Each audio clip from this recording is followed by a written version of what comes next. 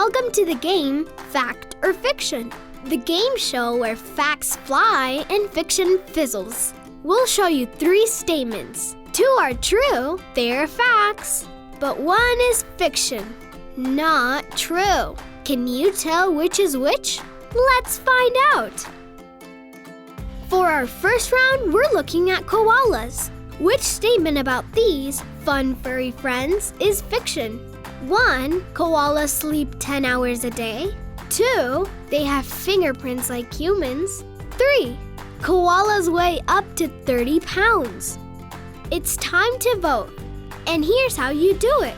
If you think the first statement is fiction, hold up 1 finger. If you think statement 2 about fingerprints is fiction, hold up 2 fingers. If you think statement 3 is made up, hold up 3 fingers. Ready? Vote now.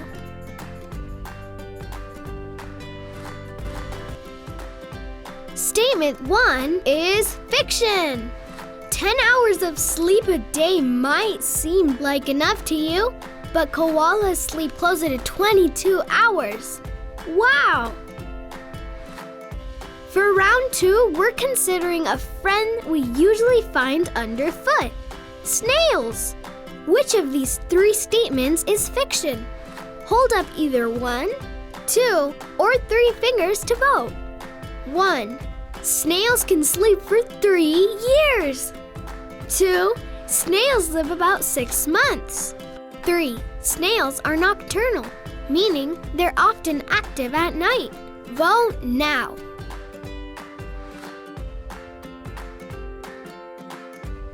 Ready? The answer that's fiction is number 2. Snails can live far longer than 6 months. In the wild, they live 2 to 5 years. And in captivity, some have lived up to 15 years. Hey, a snail would make a great pet. It would live a long time, not eat much, and if you take it for a walk, it won't run away. For round 3, let's go big and see what we know about elephants. Which of these statements is fiction? Number 1, elephants can jump only 5 inches. Number 2, elephants use mud as sunscreen. Number 3, elephants' tusks never stop growing. Okay, everyone, vote now.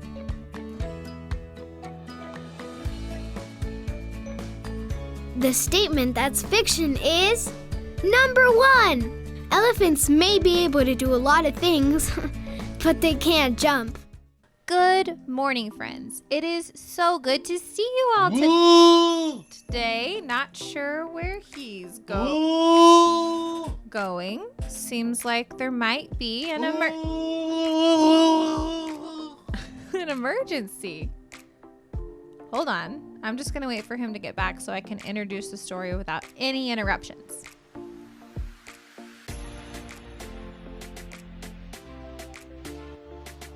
Okay, maybe he's gone. So, this week, we are going to talk about... Cole,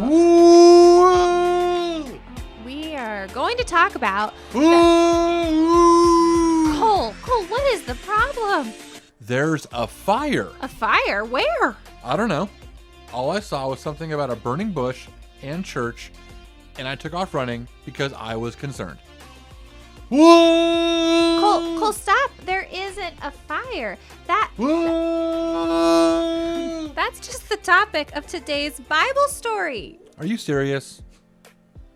How do I know that's a fact? Why would there be a story about a burning bush? Just watch.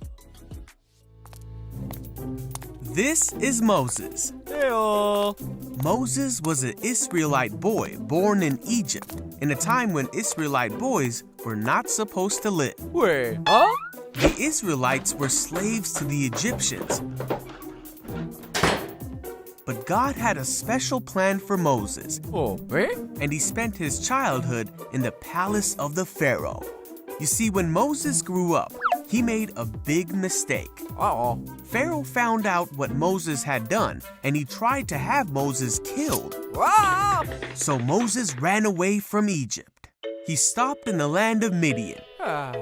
and 7 sisters came to the well to give water to their father's flock. Some shepherds came to drive them away, Hey, you. but Moses stood up for the women. Hey.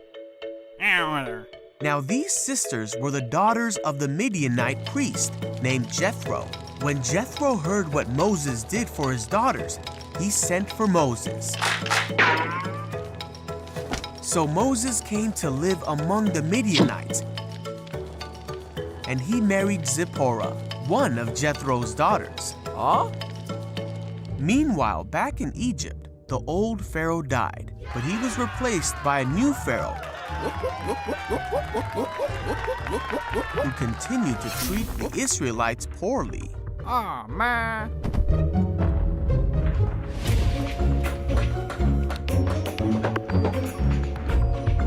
The Israelites cried out to God because of the terrible things that the Pharaoh made them do. God heard these people and knew it was time to act.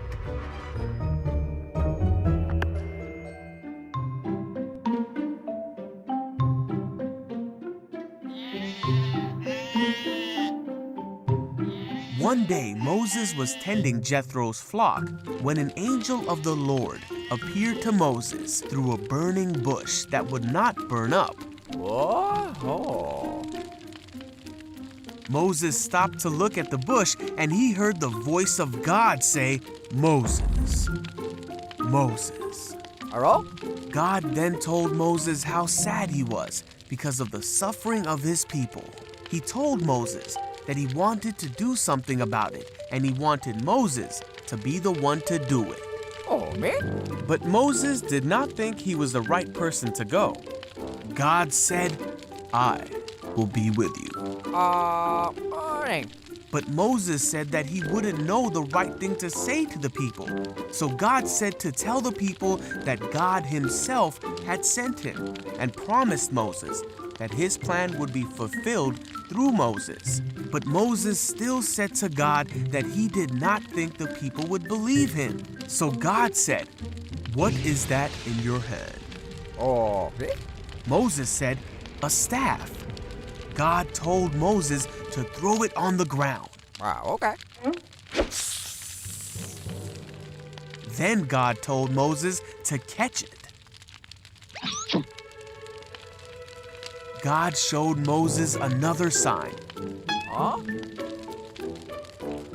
Phew. and told him to show these signs to the people if they did not believe what he said. Moses still didn't think he would have the right words to say, but God said that he himself was the one who made a man's mouth and gave him the ability to speak, so there was no need to worry. Yet even after all this, Moses said, "God, please send someone else." Then God got mad at Moses Oops. and said that he would send Moses' brother Aaron to speak for Moses. So Moses went back to his father-in-law and told him that he needed to go back to Egypt. Moses and his family started their journey back to Egypt, and Moses carried the staff of God in his hand, for this staff would be the tool God would use to demonstrate his awesome power to the Israelites and to the Egyptians. Looks like my buddy Moses, we're best friends, Oh. was a little bit confused by the whole burning bush thing too. At least at the beginning. That would be pretty scary. God used a very strange sight to grab Moses' attention. It grabbed my attention too. It really did. Then Moses could see that God was real. He didn't see God himself, but he sure saw a lot of miraculous signs that proved God is real. I wish I could have seen those cool signs. Although, I may have panicked a little bit.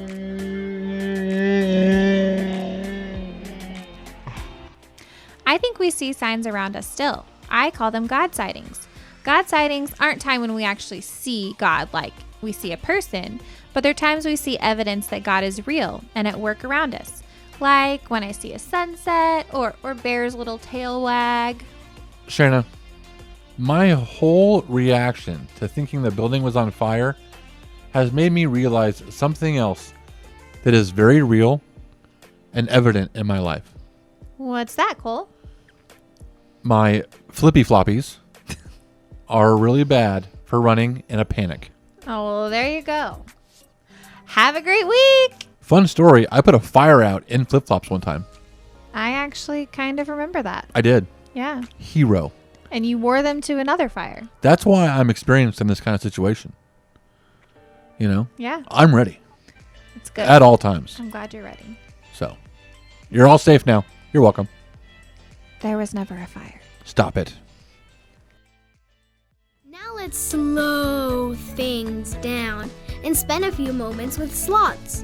Number 1, it takes about 2 weeks for sloths to digest a meal.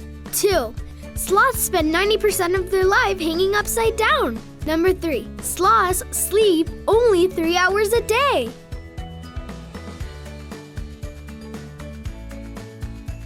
Has everybody voted? Number 3 is pure fiction. Sloths actually sleep nearly 18 hours a day. For round 5, let's waddle on over to some penguins. Which statement about our penguin pals is fiction? Number 1, penguins don't live at the North Pole. Number 2, penguins can drink salt water. Number 3, penguins, like chickens, can only fly 50 feet. Time to vote.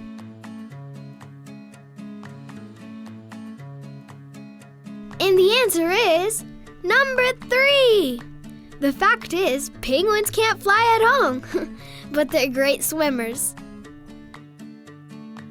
Let's move on to cattle.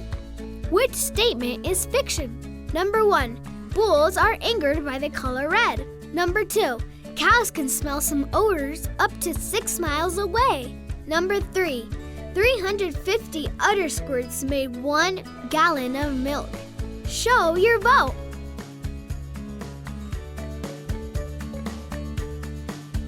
Forget all the stories about bulls being angry when they see red.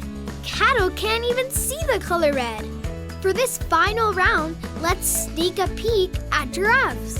Which statement about them is fiction? Number 1, giraffes can run 35 miles per hour. Number 2, giraffes sleep on their backs. Number 3, giraffes have tongues that are 20 inches long. Everyone vote.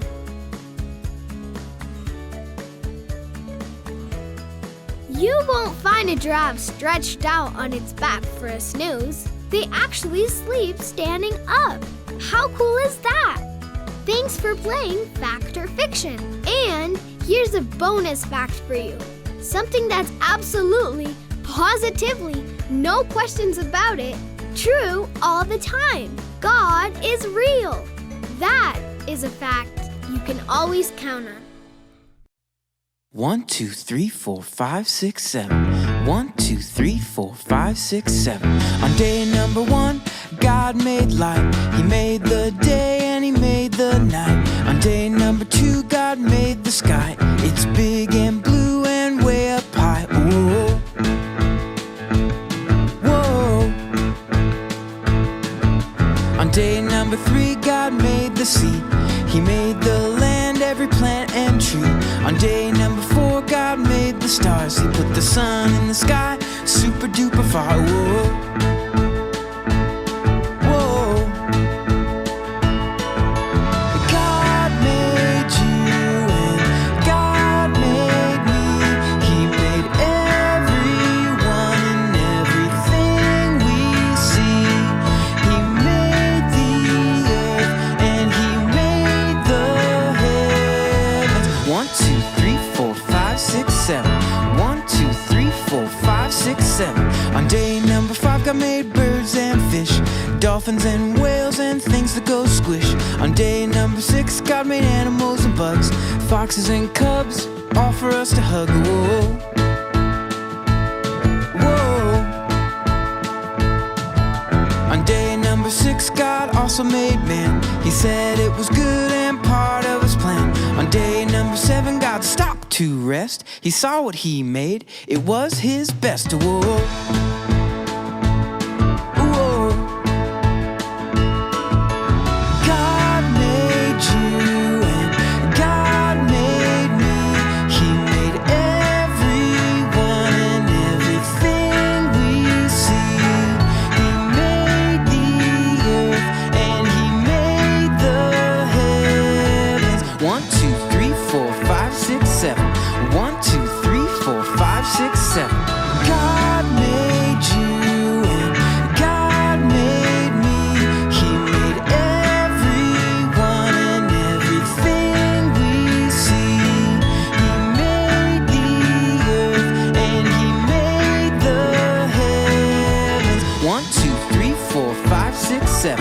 1, 2, 3, 4, 5, 6, 7. 1, 2, 3, 4, 5, 6, 7. 1, 2, 3, 4, 5, 6, 7.